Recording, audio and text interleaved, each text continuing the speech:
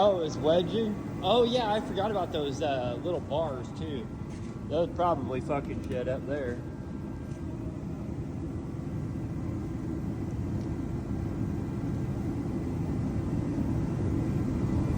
Okay.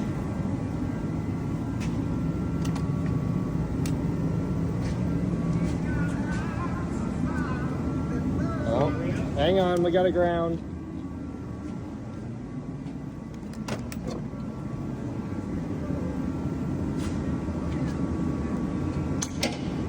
Okay. What else we got?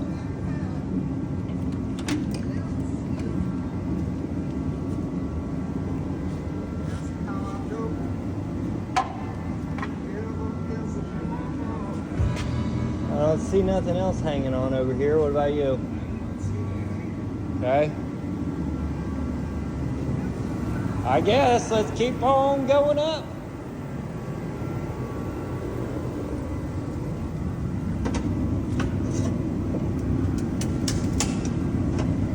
That'll come out. Ready? Yep.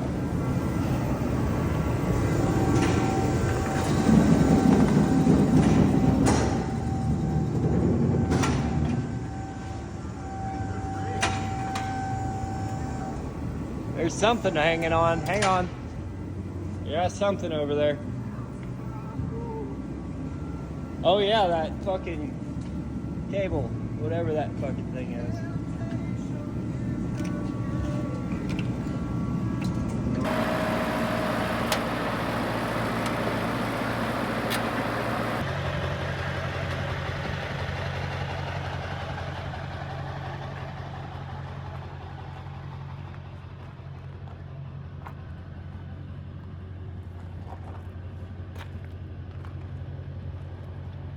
Before.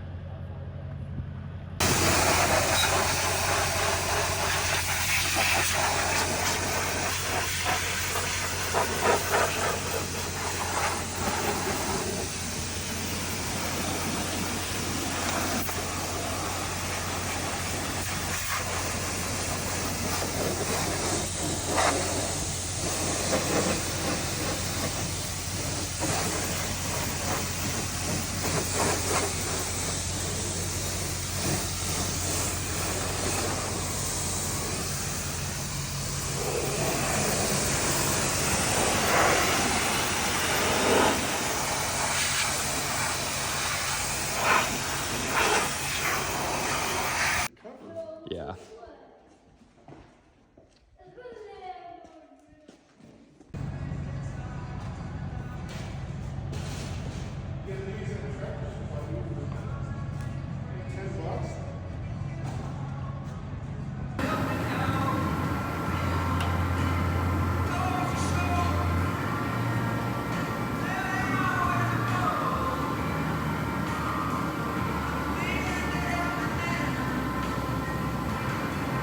It ain't going.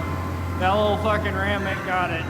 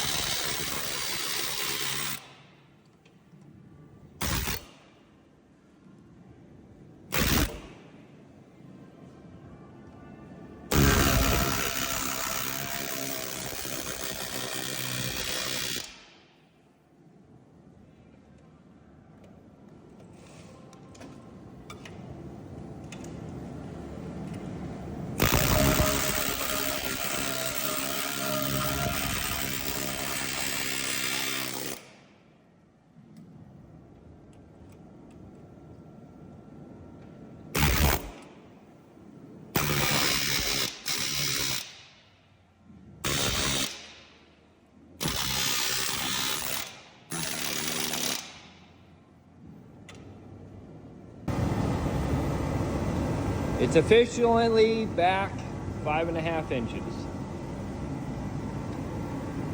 And it was snug, but we were able to keep the AC compressor.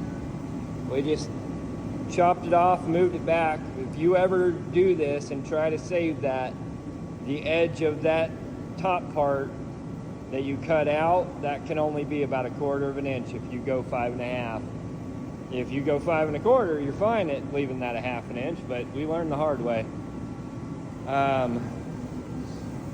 We just unbolted the cross member from here. This bottom hole from the factory holes lines up with where you got to put it. But it is now back 5.5 inches. I got to get the rear shaft shortened up. The front shaft needs to be lengthened. And we're going to start setting the body on top of this once I figure out what I'm doing with the wiring. We got to get that truck in here, get it stripped, get the cab. We're going to put the cab up on the hoist. We're going to get this up under it, set the cab down. Jesus Christ.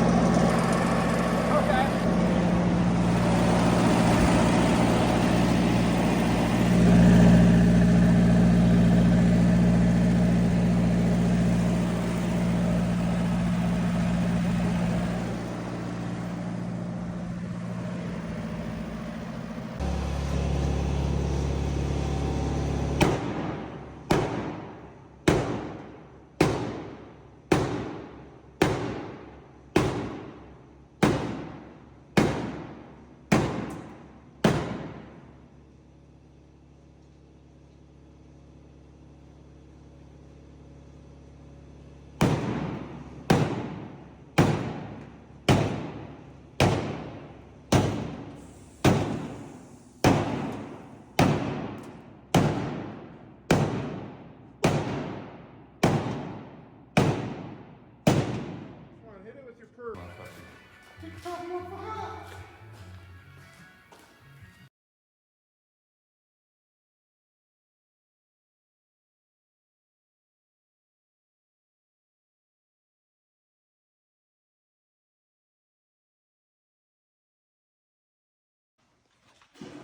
Body's mounted, steering's connected, power steering lines,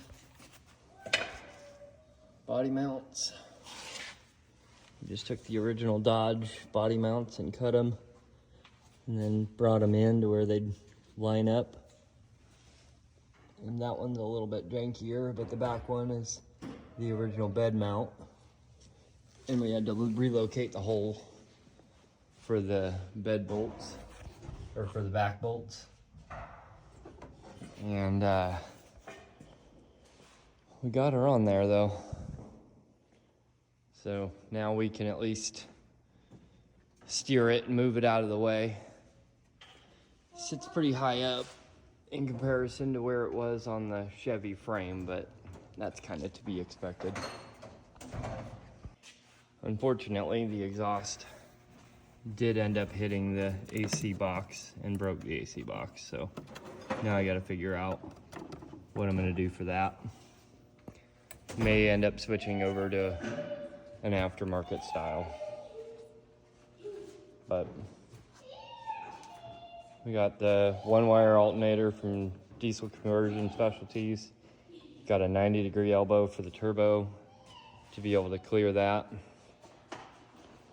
other than that.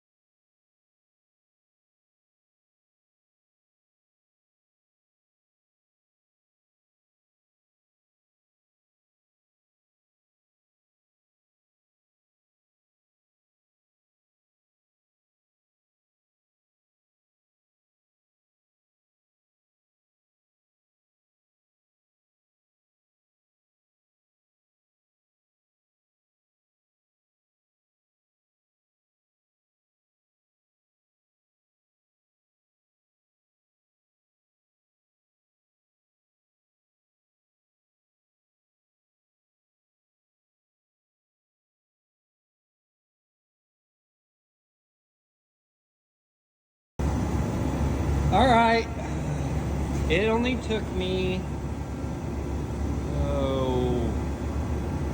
but I got out of here at like 8:30, 9:30, yeah, 2-ish hours. We're mounted up. We're about 1.5 inches lower than the factory one, so I got to fill in this piece and fill in some holes there. Had to just trimmed away an edge of this in order to get it to mount. This is so far over, the intake was like right in the middle of it. So we need a different intake. Other than that, like, we're clearing our steering shaft. Everything's fine there.